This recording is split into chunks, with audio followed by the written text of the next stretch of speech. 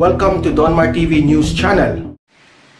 Samantala, tatalakay ng COMELEC bukas sa mga petisyong inihain ng paksyon ng ruling party PDP Laban na pinamumunuan ni Energy Secretary Alfonso Cusi. Kaugnay ito sa hiling ng paksyon na buksang muli ang paghahain ng kandidatura dahil umatras na ang kanilang mga standard bearer na sina Senador Bato de la Rosa at Senador Bongo. Gusto rin itong ipagpaliban ng COMELEC ang pag-iimprenta ng mga balota dahil may mga kasong hindi pa nadedesisyonan gaya ng mga petisyon laban kay presidential aspirant Bongbong Marcos at yung mga tinaguriang nuisance candidates. Tungkol naman dyan, ibinasura na ng COMELEC 2nd Division ang ikalawang kaso laban sa dating senador. Ito yung petisyong inihain ng kaapelyidong si Tiburcio Marcos. Ayon kay Tiburcio, hindi dapat tumakbo si Bongbong dahil isa lang umano siyang impostor ng tunay na anak ng dating diktador. Git din niya patay na ang tunay na Bongbong.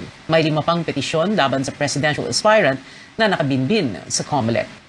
Itinigil muna ng ilang presidential aspirants sa kanilang pag-iikot sa iba't ibang lugar dahil sa dumadaming COVID-19 cases. Ipinagpaliban ni na Vice President Leni Robredo, Senador Manny Pacquiao, dating Senador Bongbong Marcos at Manila Mayor Isko Moreno ang operasyon ng kanilang headquarters at iba pang aktibidad na may kinalaman sa halalan. Tinamaan din kasi ng virus ang ilan sa kanilang staff at volunteers. Ayon kay Robredo, tututukan na lang muna ng kanyang kampo ang pagpapadala ng tulong sa mga biktima ng bagyong Odette. Muli ding bubuksan ng bise ang swab cab kung saan pwedeng magpa-COVID test ng libre. Sina dating Senador Bongbong Marcos at kanyang katandem na si Sara Duterte, inatasan naman ang kanilang volunteers na mamahagi ng gamot at face masks sa mga ospital sa Metro Manila. Nanindigan ng COMELEC na hindi kakanselahin o ipagpapaliban ng eleksyon ngayong taon. Kasunod yan ang panawagang huwag ito ituloy dahil sa banta ng COVID-19. Kaninang umaga, nagpunta sa COMELEC ang isang grupong National Coalition for Life and Democracy o NCLD. Naghain sila ng urgent motion para magkaroon ng hearing sa panukala nilang ilipat ng 2025 ang botohan. Una nilang inihain ang panukala sa COMELEC nitong Disyembre. And if you're saying that the Constitution should be ignored simply because you want to stay in power, then you have a big problem. The COMELEC sees no reason to postpone the election. Nung final namin ito, tinatawanan ng grupo namin. Pero ano, ang nangyari ngayon? December, ang COVID record sa Metro Manila was only 500. With all the campaignings, with all the actions being done illegally, contrary to AITF rules and regulations. Kampanya rito, motorcade dito.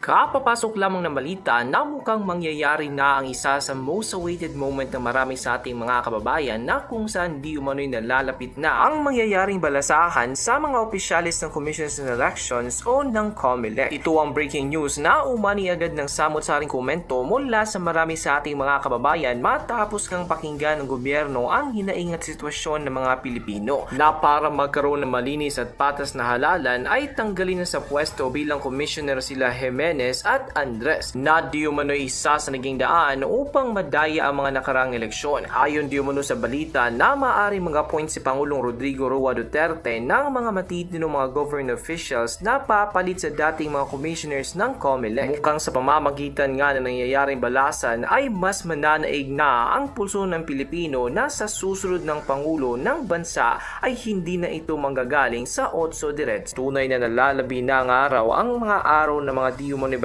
sa Commissions on Election matapos nga ang kumpirmadong balita na di umano'y mangyayari na ang most awaited moment na balasan ng Commissions on Election. Ito ang ilan sa mga balitang gumulantang sa mga dating opisyalis ng current official ng COMELEC matapos kang kumpirmahin na ni Pangulong Rodrigo Roa Duterte lamang ang magbibigay ng mga kapangalan na maaring maupo sa nasabing ahensya ng gobyerno. Ikinatuwa ng marami sa ating mga kababayan sa social media ang nasabing balitang ito dahil tila nabunutan daw di umano sila ng tinig. Matapos ngang malaman na ang mga dating opisyalis ng Commission on Election ay hindi na mananatili pa sa kani-kanilang pwesto. Bilang pagpapatunay ay matatandaan si Pangulong Rodrigo Roa Duterte ang nagpangalan kay Sheffers Abbas bilang pangunahin at siyang leader ng Commission on Elections. Marami sa ating mga kababayan ang nagsasabi na it's time to move on para sa mga liderato nila Andres Bautista at dating COMELEC Commissioner si Jimenez na siya di umano'y sinisisi sa maraming Pilipino kung bakit patuloy na dinadaya ang mga kandidato sa tuwing magkakaroon ng halalan. Narito ang official post ni Moncheng Lumanta sa kanyang official Facebook page kung saan ay kinumpirma na maaari nang i-appoint ni Pangulong Rodrigo Roa Duterte ang 7 manunungkulan sa Commission on Election para maiwasan na ang dayaan sa darating na 2022 national election. The Magnificent Seven, under Article 9C, Section 2 of 1987 Constitution, the Commissions on Elections or COMELEC shall be composed of a chairman and 6 commissioners. At present, there are only 5 incumbent commissioners after the retirement of Commissioners Louis Tito Gioa and Al Preno last February 2020. They are the following: Sheriff Abbas, Rowena Guanzon, Socorro Enteng, Marlon Casquejo, and Antonio Cu Jr. Only Guanzon is the last remaining Aquino appointee, while rest were all appointed by President Duterte. President Rodrigo Roa Duterte got to nominate Michelle Braganza Piloton to replace Guaa and Amy Ferlino Ampulocoo to take the place of Pereño. However, the powerful commission and appointments recently bypassed both their nominations, leaving Malacanang in search for 2 new COMELEC commissioners before the start of the filing of certificates of candidacies on October 2021. Now here's the good news. President Rodrigo Duterte will have the chance to handpick all 7 members of the COMELEC in bank before he stepped down in 2022. He will be able to name 3 more commissioners as Sheriff Abbas, Rowena Guanzon, and Antonio Cu Jr. are rescheduled to end their terms in February 22, just months away from the May 2022 polls. And you know what that means? It's an advantage for the administration ticket and nightmare for the opposition slate. Hopefully in 2022, the newly formed COMELEC body shall ensure the conduct of their elections free of election fraud from vote buying, switching, tampering of ballots to last-minute Smartmatic magic. In the fullness of God's time, the Magnificent Seven of the COMELEC shall declare the duly elected 17th President of the Republic.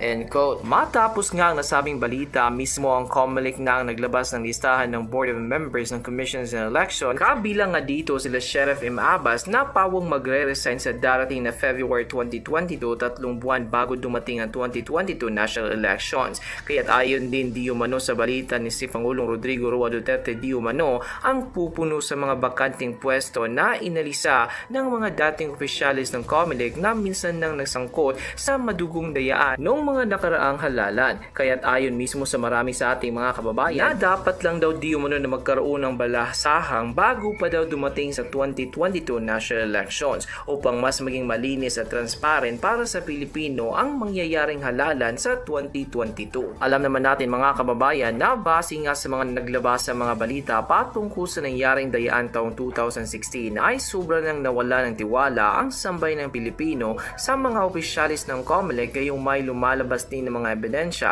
na ang mga nangyaring dayaan sa mga nagdaang elections ay nagsimula daw di umano sa pagmanipula ng COMELEC sa mga makinang ginagamit sa pagbibilang ng mga nasabing boto. Kaya naman gusto ng sambay ng Pilipino na bago pa man bumaba si Pangulong Rodrigo Roa Duterte sa kanyang pwesto ay maayos at mapalitan na ng mga mabubuting government officials ang mga kasalukuyan na mamahala ngayon sa COMELEC. Marami din sa ating mga kababayan at lalong-lalo na mga solid Duterte supporters ang natutuwa dahil nga sa magandang balitang ito, dahil ayon di umano sa kanila ay kung sino daw di umano ang mananalo sa darating na 2022 national elections, ayun daw di umano ang gusto ng sambay ng Pilipino, kasi nga daw wala na mangyayari pang dayaan kapag tuluyan ng mapalitan ang mga kasalukuyang namamahala ngayon sa COMELEC na mga matitinong government officials na ipapalit ni Pangulong Rodrigo Roa Duterte. Kaya't patuloy pa rin ipinagdarasal ng marami sa ating mga kababayan na sana nga daw talaga ay tuluyan na silang mapalitan para mas gumanda pa ang estado ng buhay ng mas maraming Pilipino.